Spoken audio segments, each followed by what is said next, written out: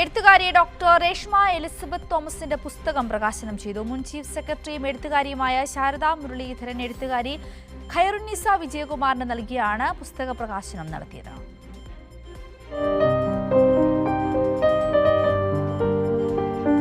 എഴുത്തുകാരിയും gender policy വിദഗ്ധയും ഗവേഷകയും കലാകാരിയുമായ ഡോക്ടർ രേഷ്മ എലിസബത്ത് തോമസിന്റെ ഏറ്റവും പുതിയ കൃതിയായ whispers of everyday things monologues from mundane പ്രകാശനം ചെയ്തു.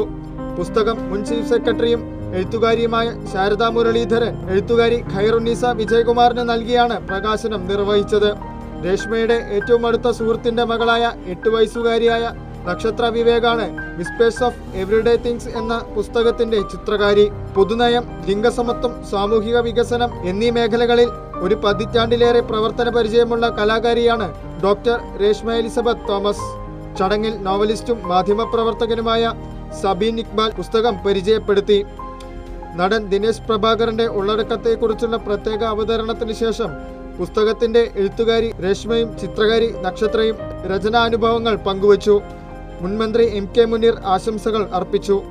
കവടിയാർ ടെന്നീസ് ക്ലബിന് സമീപമുള്ള ഇമ്പീരിയൽ കിച്ചൺ സ്റ്റാർലൈറ്റ് ഹാളിൽ വെച്ചാണ് പ്രകാശനം നടന്നത്. News desk Kairali news.